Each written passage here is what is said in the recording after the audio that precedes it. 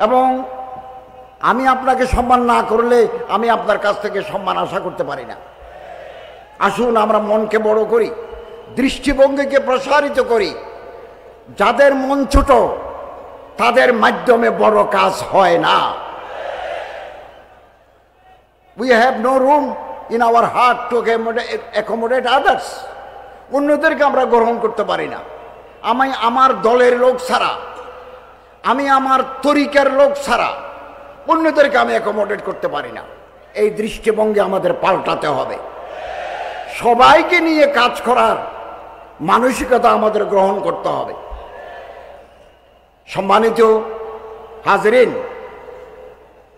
আমাদের সাবেক এমপি মহতরম শাহজাহান চৌধুরী সাহেব অনেক কথা বলেছেন।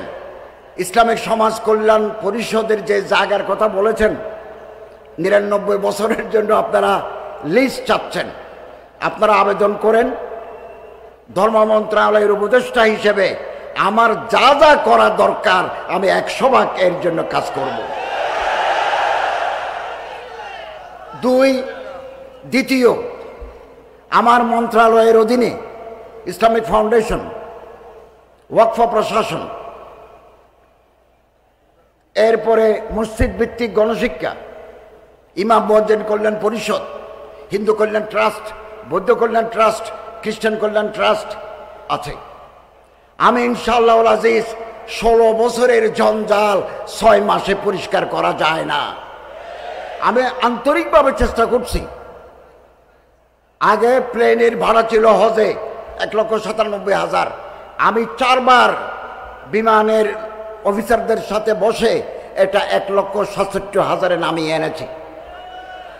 এবং গত সপ্তাহে সৌদি আরবের হজ ও উমরা মন্ত্রীর সাথে দেখা করেছি। পানির জাহাজে কিছু হাজি পাঠাতে চেয়েছিলাম, আমাদের দেশে জাহাজ নাই। সৌদি গভর্নমেন্ট পারমিশন দিয়েছে, জাহাজ নাই। তো জাহাজের জন্য কর্ণফুলী শিপ বিল্ডার কালকে আমার সাথে কথা হয়েছে। ২০২৫ সালে পারি নাই, ২৬ সালে, ততদিন পর্যন্ত যদি আমরা ক্ষমতায় থাকি, ২৬ সালে জাহাজ যোগে হাজি পাঠাতে পারে কিনা প্রাণপণ চেষ্টা করে যাব। এবং আমি এবারও সৌদি হজ মন্ত্রীকে বলেছি ৫০ ভাগ হাজি বাংলাদেশ বিমান বহন করে, ৩৫ ভাগ বহন করে সৌদি আরবিয়া, ১৫ ভাগ বহন করে ফ্লাই নাস। আমি ওনাকে বলেছি কোনো কর্তৃপক্ষ যদি বেশি দামে ভাড়া দাবি করে আমরা থার্ড ক্যারিয়ার নিতে পারি কিনা।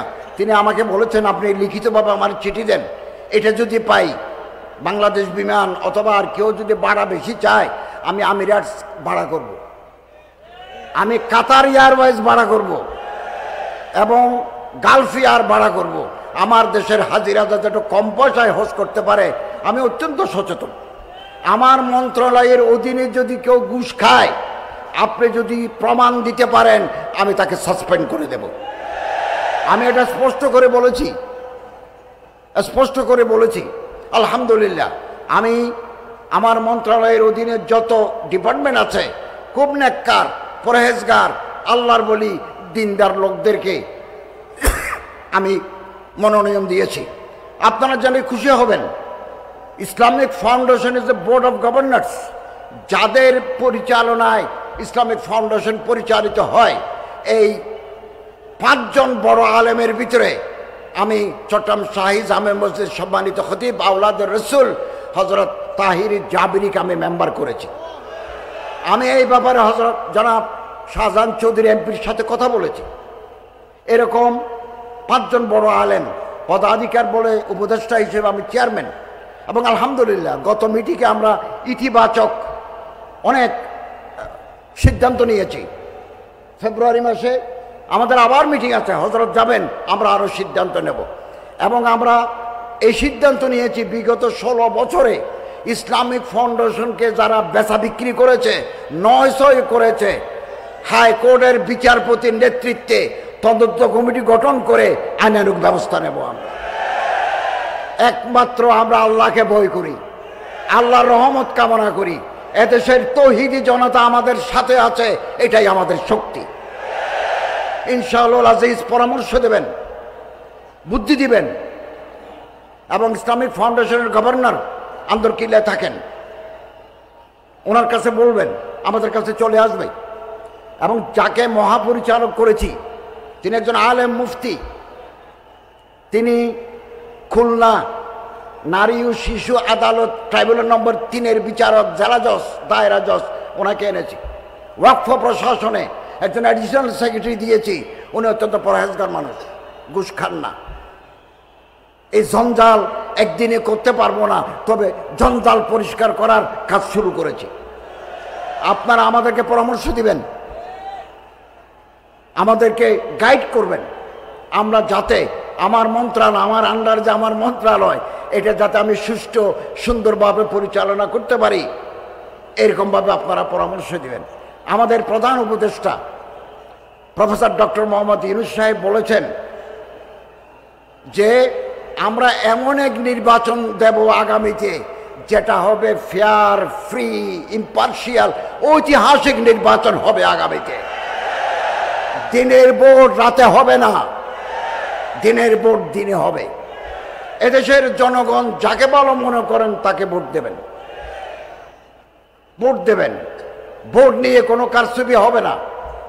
কোথাও যদি কেউ যদি ব্যালট বাক্স চুরি করে নিয়ে যায়, মুহূর্তের ভিতরে আমরা সেই সেন্টার বন্ধ করে যাব। আপনারা নিশ্চিন্ত থাকুন। আমরা এই দেশকে বৈষম্যহীন, সুন্দর, ইনসাফ ভিত্তিক একটা দেশে পরিণত করতে চাই, এবং একমাত্র কোরআনের আদর্শ, কোরআনের আলো ঘরে ঘরে যদি জ্বালিয়ে দিতে পারি, একটা বৈষম্যহীন রাষ্ট্র, একটা বৈষম্যহীন সমাজ আমরা উপহার দিতে পারব। সম্মানিত হাজিরিন, আসুন কোরআনুল করিমকে ধারণ করি। 4টে কাজ আমাদের করতে হবে। 1 নম্বর, বিশুদ্ধভাবে কোরআন তেলাওয়াত।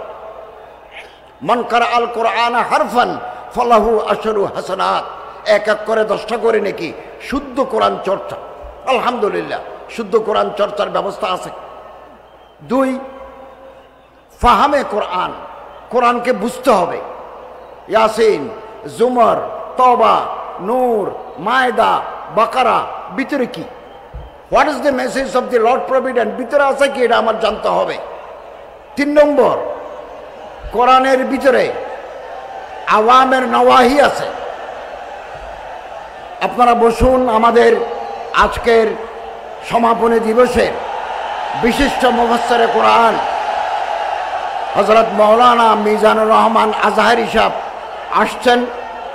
আপনারা বসুন, ইনশাআল্লাহ আজিজ। আমার পরে তিনি আপনারা ধৈর্য ধরে বসুন। আমাদের মাননীয় প্রধান অতিথির বক্তব্যের পরে বক্তব্য রাখবেন আজকের প্রধান মুফাসসির ডক্টর মিজানুর রহমান আজহারী। ডক্টর মিজানুর রহমান আজহারী আমাদের মাঝে উপস্থিত হয়েছেন, আলহামদুলিল্লাহ।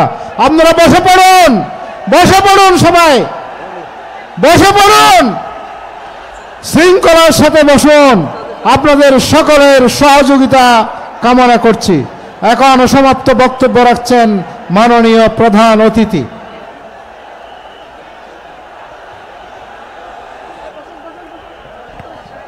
সম্মানিত হাজিরিন, আপনারা বসুন, দয়া করে বসুন। তাফসীরুল কোরআন মাহফিলের শৃঙ্খলা সৌন্দর্য রক্ষা করুন। আমি এখনই আমার বক্তৃতা শেষ করে দেব। আজকের প্রধান মুফাসসির হযরত আল্লামা মাওলানা ডক্টর মিজানুর রহমান আজহারী সাহেব, উনি ওনার বক্তব্য পেশ করবেন, তাফসীর পেশ করবেন। সম্মানিত হাজিরিন, শুদ্ধভাবে কোরআন তেলাওয়াত, কোরআন অনুধাবন। 3, কোরআনের আদেশ নিষেধ, আওয়ামের নওয়াহি মেনে চলতে হবে। 4 নম্বর, কোরআন জিন্দা থাকে। এইরকম যত প্রতিষ্ঠান আছে, মাদ্রাসা আছে, তাফসীর মাহফিল আছে, মসজিদ আছে, এগুলোর সাথে আমাদের সম্পৃক্ত থাকতে হবে। 4টে কাজ যদি আমরা করি, কোরআন আমাদেরকে আলোর পথ দেখাবে। আমি আবারও বলছি, এই সমাজকে যদি পরিবর্তন করতে চাই, আমরা ব্যক্তি জীবন, পারিবারিক জীবন, সামাজিক জীবন, রাষ্ট্রীয় জীবনে যদি শান্তি পেতে চাই, সুখ পেতে চাই, স্থিতিশীলতা পেতে চাই, কোরআনের আদর্শের বিকল্প নাই। সম্মানিত হাজিরিন, আপনারা জেনে খুশি হবেন, আমি আজকে সকালে 560 পৃষ্ঠার আমার একটা কিতাব বেরিয়েছে, যেটা কোরআনের আদর্শ হাদিসের আদর্শে লিখিত। 560 পৃষ্ঠা কোরআন হাদিসের দলিল ভিত্তিক ইসলামী বিধিবিধান, এটা বেরিয়েছে আজ সকালে। আমি একটা ডক্টর মিজানুর রহমান আজহারি সাহেবের হাতে দেব, আন্দরকিল্লায় পাবেন। আগামী 1 মাসের ভিতরে নারীর অধিকার, নারী জাতির অধিকার, সম্মান, মর্যাদা নিয়ে আমার আরেকটা বই বের হবে। আপনাদের সহযোগিতা চাই।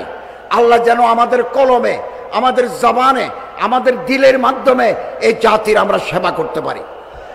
আমি আশাবাদী পবিত্র কোরআন এবং হাদিসের আলোকে একটা সুন্দর, স্থিতিশীল, বৈষম্যহীন সমাজ আমরা উপহার দিতে পারব। আসুন, আল্লাহ তাআলা আমাদের তৌফিক এনায়েত করুন। আমিন। ওয়া আখিরু দাওয়ানা আনিল হামদুলিল্লাহি রাব্বিল আলামিন।